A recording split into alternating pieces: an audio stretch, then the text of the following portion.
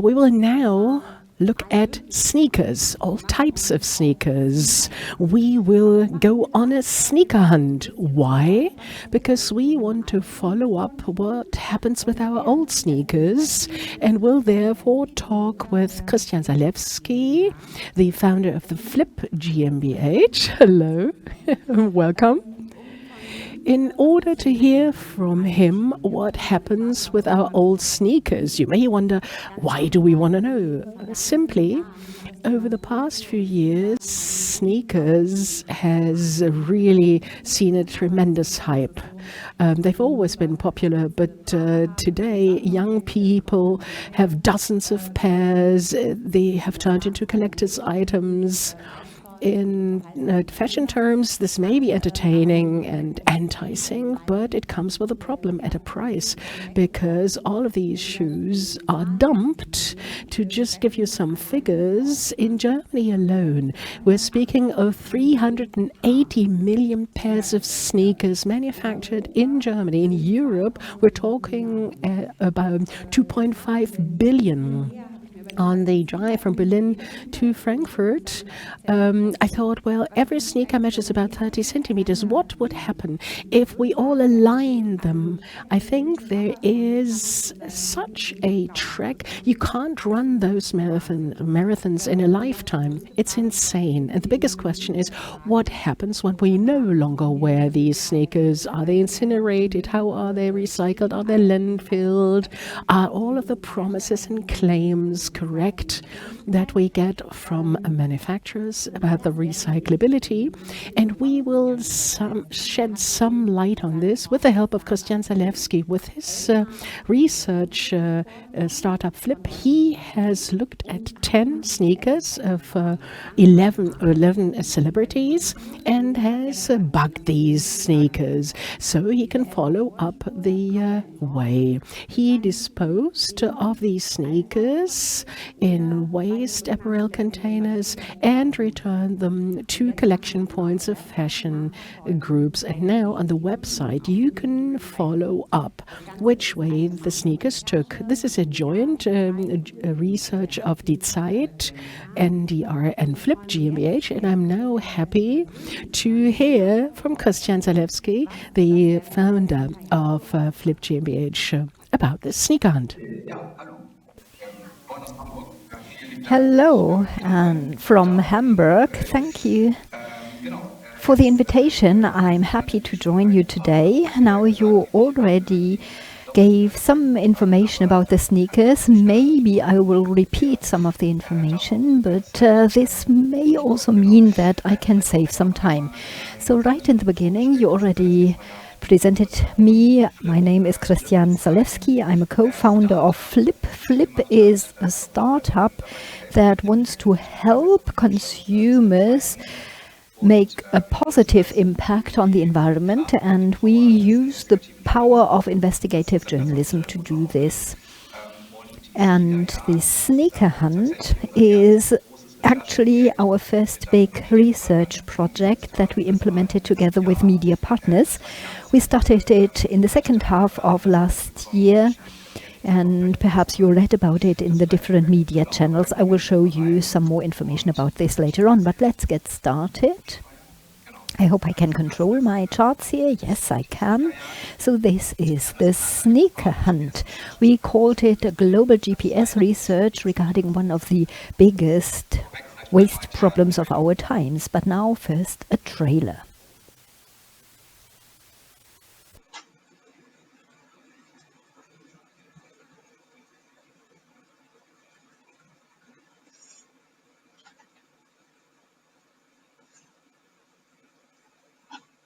Hoffentlich hört.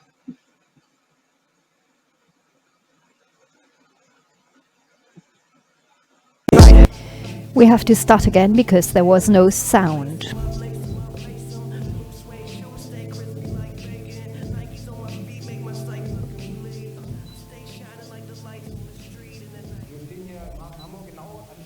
We are now at Hamburg Harbor.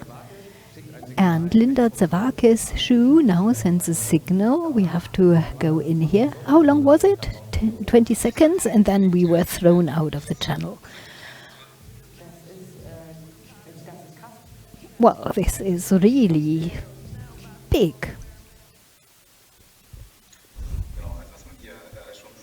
Well, what you could see here are the three big media houses, NDR, die ZEIT and Flip. Well, we are not that big, but due to our research power, we made sure that we have a place at the table of the big ones here. We are doing the research together. And you do not have to read this. This is just to make an impression on you, because this is our publication timetable. This is how we published our sneaker hunt, and it was already shown in the video, and it was said in the beginning. We collected 11 pairs of sneakers, and we had a GPS bug there, and we hunted them. We followed their way, and we published this in newsletters in a serial fashion, and then there were some films in Panorama and other news programs in Germany, and also publications in the ZEIT newspaper in Germany. And we of course also were active in other media, just to tell you the dimension of this project. And you can take a look at this at www.sneakerjagd.com. .de. So this is from a journalist point of view. This was really a big thing from a journalist point of view. And this is what I'm going to explain to you. First I will talk about the problem, and then I will explain what we did. Well, what is the problem?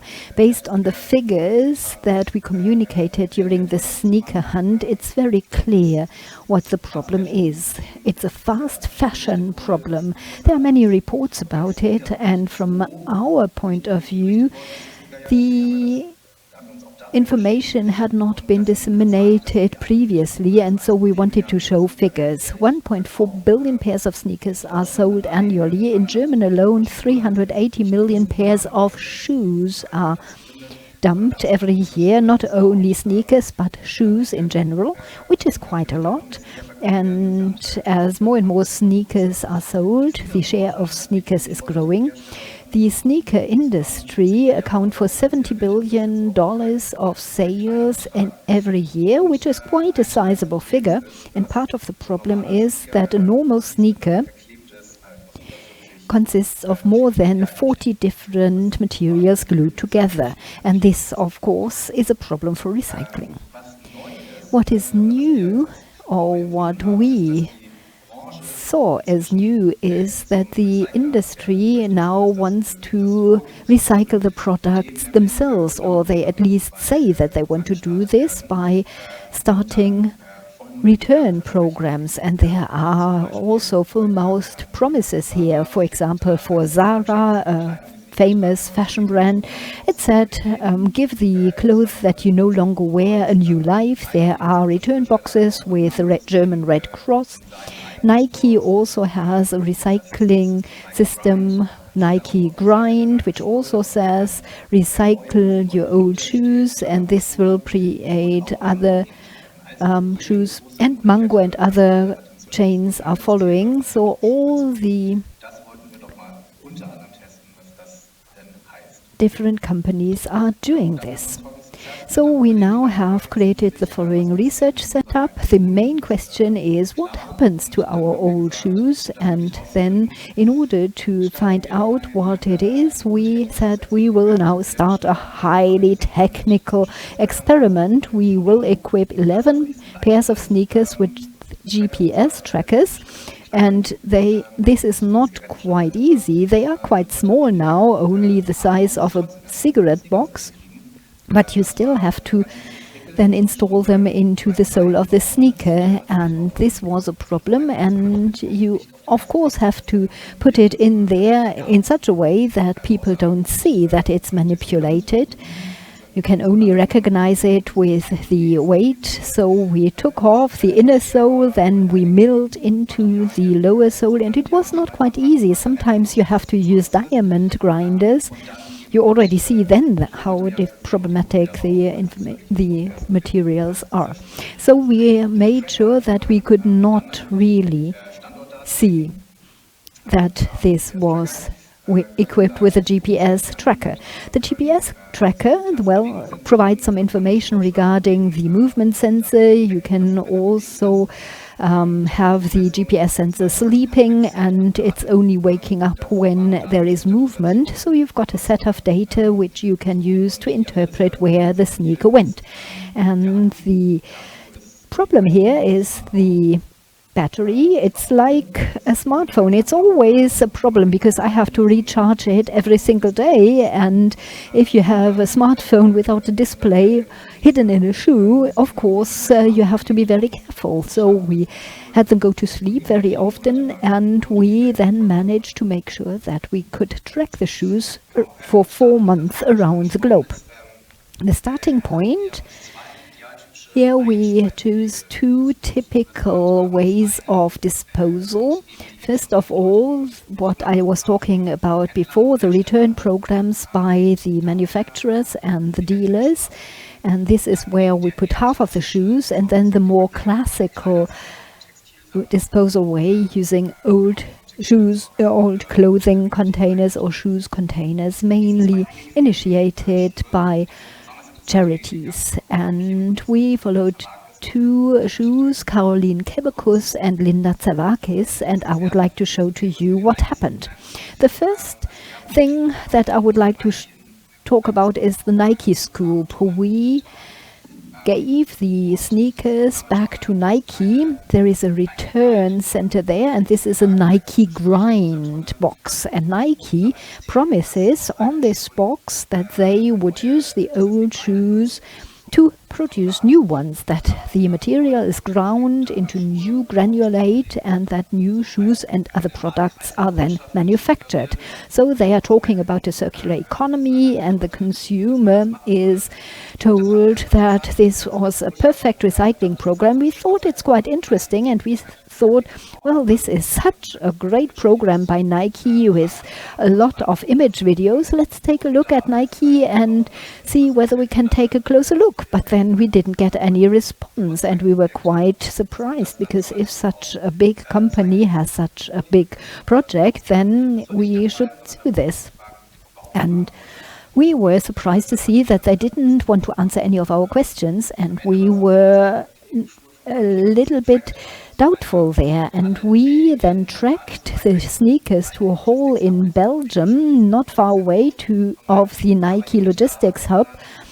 Not in the hub, but 30 kilometers away from this, in a hall which was not set as Nike. And now we'll have a short video clip of what we found. Well, this is where the sneakers are. A door, and yes, you can see that shoes are in there. Everything we will see from here is really incredible. We wanted to follow or to hunt Caroline Kebekus' sneaks, and we found this amount of shoes. So here you can see a big hall where shoes are taken apart, and here you see mountains of Nike shoes which were not worn a single day. And here you can see a worker through a door, and we can see that the workers still take out the packaging that from the beginning, and now these shoes are taken apart and recycled. Mostly these shoes are without any damage. They are impeccable. And on a table we even see a return slip. New shoes are shredded here, and this seems to be quite normal in this hall. And one of the workers is placing shoes on the conveyor belt towards the shredder.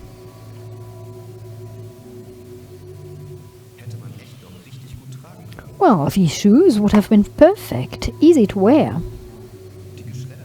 The shredded shoes will then be put into bags, and these bags include the material of 1,400 shoes, and you can see dozens and dozens of these bags. Okay, this was what you found on site. And here we saw that Nike is not only shredding old, worn, tattered shoes at the end of their life cycle, but they mainly shredder new, novel shoes, shoes which are apparently never worn, that do not show any damage, and we really could see some of the workers take out the original packaging, and these are boxes of the same models, so this cannot be individual returns because a consumer would not give back so many shoes. So this is what we found, and we found that these were novel shoes that were shredded here, and this is quite interesting from a journalist point of view, because in Germany we've got a Circular Economy Act which makes it necessary for the manufacturers to make sure that the products have to be kept in a usable way and that they should not be shredded or downcycled. And I do not know whether you saw the reports in Panorama and other news programs showing what Amazon does, destroying products which are perfectly alright, and this seems to be more or less the same happening at Nike. And this is something that was confirmed by our Ministry for the Environment. Here we said very clearly that this is a violation of German law. So what did we achieve with this little part of our sneaker hunt? Well, we saw that Nike is doing a lot of greenwashing. It's nothing else than that. If Nike says that they're shredding old, worn shoes, and we made sure that this was shown in the news programs, and we had a reach of millions of spectators, and this is what journalists of course always want to do. They want to show these scandals to a broad range of the public.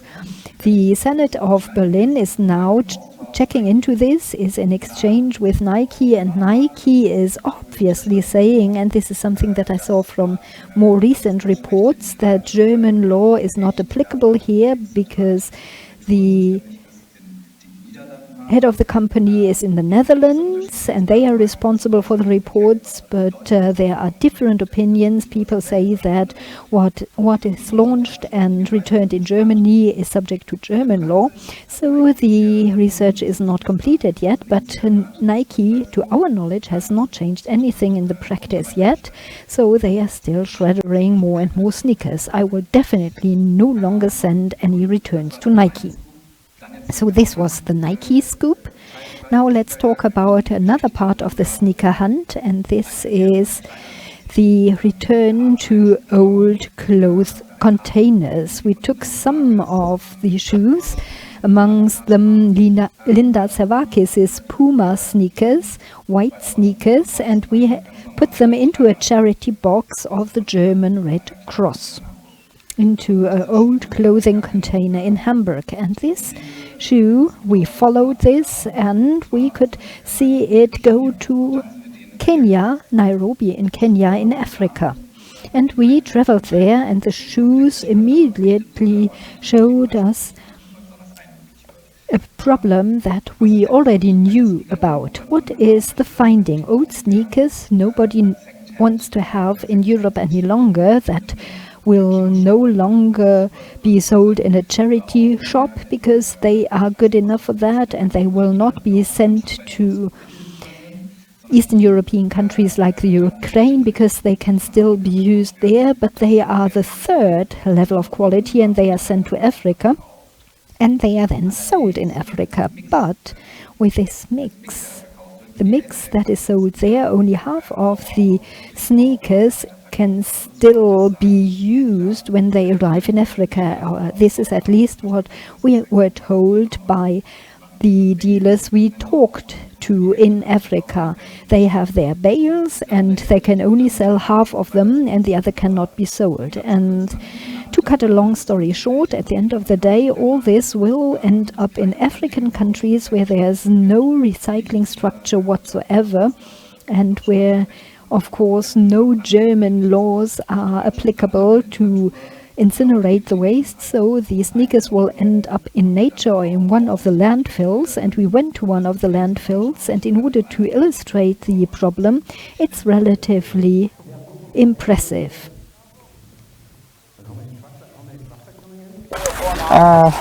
Like over 100 per day. Nike. Das ist Nike, oder was? Ja. Guck mal, was ich hier gefunden habe. Ich habe Puma. Puma und Nike. Unsere ganzen schönen Textilien. So our wonderful textiles end here, including the sneakers.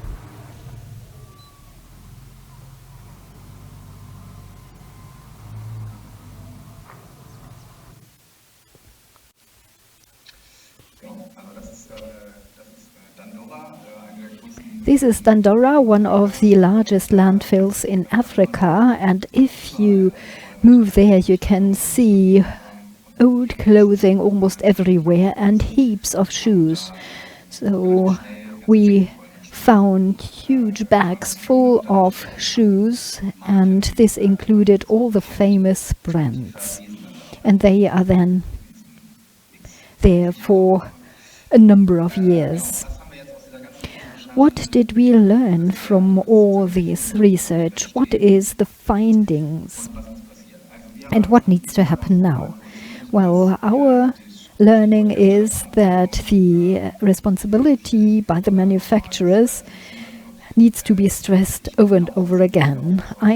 We think that the manufacturers should take better responsibility for the life cycle of their products, similar to what we have for electric appliances. In France, I think there is responsibility of manufacturers also for the clothing industry. We don't have this. The major shoe manufacturers, the major fashion brands are earning a lot of money, but they don't take their responsibility at the end of the life cycle of their products. They don't make sure that there is a proper recycling. And here we need more effective laws.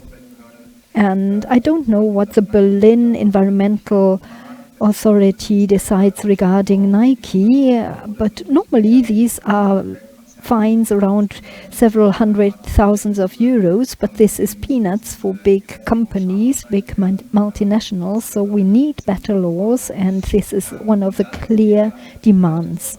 And this now goes especially to the audience here, what we as a startup, as investigative journalists, only start to understand is the question what proper recycling should look like, what this should mean for the design of sneakers at the outset. Also regarding ownership models, so do you have to own your sneakers, or perhaps it's not necessary to own your sneakers? So we need a new sneaker concept that is following the concept of a circular economy, so that you think about avoiding waste right at the start. So this is a quick run through the story of the sneaker hunt. Thank you for listening, and now also some advertising. Flip is now mainly a newsletter, and we will continue with the sneaker hunt. We'll try to find solutions. And if you are interested in learning what happens now, please follow our newsletter. Christian, thank you very much. One thing up front, we've all started actually addressing everybody on a first name basis, if this is okay for you as well. I found this very interesting to see and very impressive. Honestly speaking, I think that this is really frustrating and depressing to see.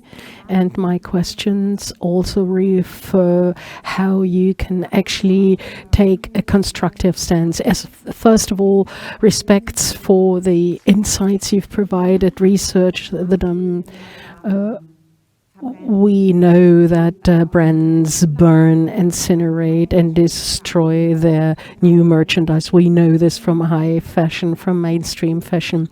It is incredibly important to raise awareness for this and make sure to introduce a change and to prevent brands from doing this. But the idea to have take-back systems or collection systems for sneakers, a good idea, forward-looking, because it actually proposes an alternative to lower consumption. But what you've shown is not constructive. It is quite the contrary. This means to consumers, okay, what should we do instead? So the question for you, have you also found positive examples? Good question. Well, first of all, let me say that in the case of Nike Grind, the old, worn-out shoes from Caroline Kebekus, they were already damaged. That these were shredded, I think, is not the problem, but this is something that we would favor. I remember very well that I followed this signal and I thought now we can really show that Nike is doing something good. And we were then extremely surprised and flabbergasted when we made the discovery by chance that they also shred new shoes. So it does make sense to have a recycling program for old shoes, but it would be more useful not to design shoes which are turning into waste so soon. But positive examples, yes, well, perhaps some explanation of what we are doing at Flip. We are investigative economic journalists and we first want to describe the problem, and we are doing this in a very consistent fashion. And now we reach a point where we say, now we would like to try and find solutions. What are the possible solutions? And this is what we want to do now after the sneaker hunt. We now want to turn to the question, what are the proper approaches, functioning approaches that already exist, or what types of solutions could be developed together with partners to make sure that the consumers are not left in the lurch. And this is something that we do not want to have. So this is what we want to do in the sneaker hunt now. This sounds very positive, and I'm really excited to find out about the results. The point was also that some companies is getting ready for the circular economy, keeping their products in the loop. Do you think that this is realistic? To be honest, I have to admit that I'm not a fashion design expert. I just came to this topic because I was interested in waste.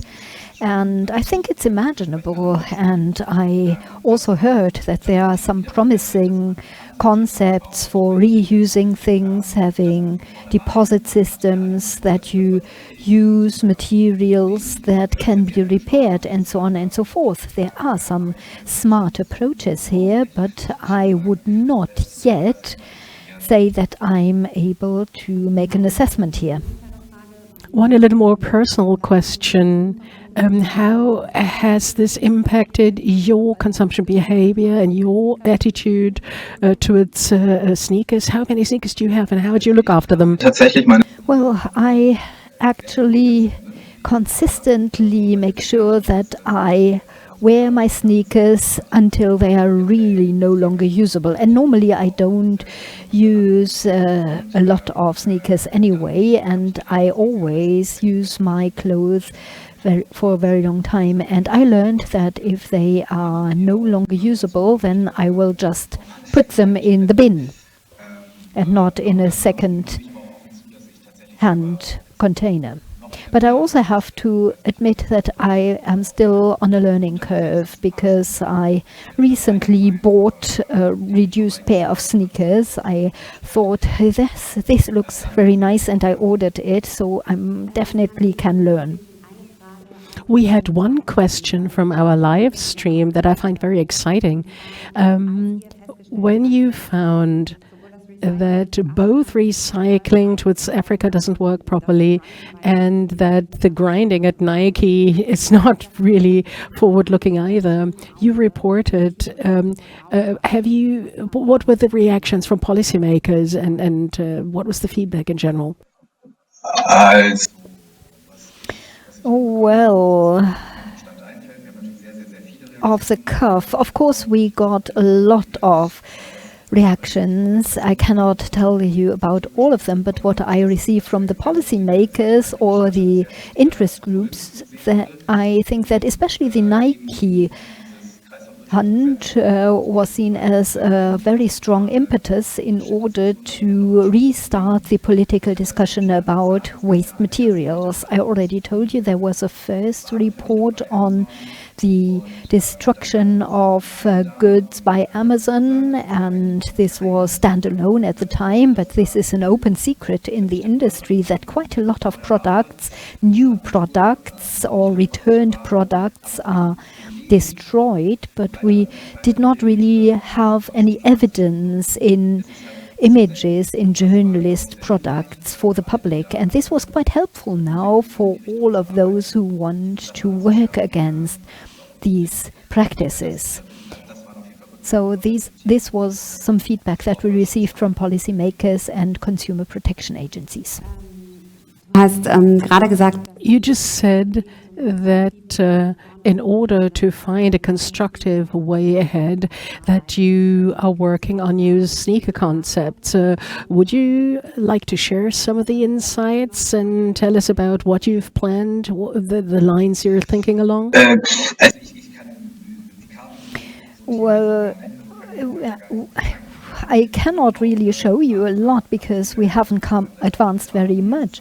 So we first had the sneaker hunt, then we needed some time to breathe, and then we really had to systemize our information, and we are starting to have discussions with people who know more about the sneaker manufacturing process, and we now would like to develop clear demands and requirements for a new concept that is future-proof. And what I personally would emphasize is that in some form or other the end of life of the sneakers in Africa need to be taken into account right from the start. So this is one of the central findings here, and I think that the waste that we are producing should definitely not just be exported to other continents, so that it's out of sight and out of mind. So this is what we are discussing right now, but everything is still too fresh and too new. There is not a lot of tangible information I can report to you. Perhaps in summertime when we will have the next. Are there any questions from the audience? Now is the time. I have one last question. There is one Swiss company that I don't have to give away the name, but this company is working on recycling processes for sneakers. I have a shoe. If the sole is worn, could I probably only restore or replace the sole? Sneaker rescue, for instance, services offered for redoing sneakers. What do you think about that? Yes, well, that would be great. We are, of course, thinking in this direction. This makes sense, because everything that goes into the direction of a circular economy is not a one-way road. Definitely makes sense. We have to think about it, whether this is really a subscription model or whether this is done in different ways. So let's say that the sneakers can be repaired. I don't know yet, but of course it does make sense to go in this direction. And the problem about it is to develop new business models which are also sustainable. And the Swiss company will probably have developed a new business model, but of course it makes sense. Will you continue your sneaker hunt? Will you keep on hunting for sneakers, or are there other objects that you want to hunt? It's still too early. It's still a moving target here. What I told you is that we will definitely now also have the sneaker hunt 2.0 in order to find solutions. Let me tell you, we do have some trackers left, and they will not only fit into sneakers, but there are other objects that we might target as well. It's not to be excluded. Well, I can't see any other questions. In that case, I would like to thank you, Christian, for the time and the insights you shared with us. See you soon. We'll stay on the ball and see what else you can find out. Bye-bye.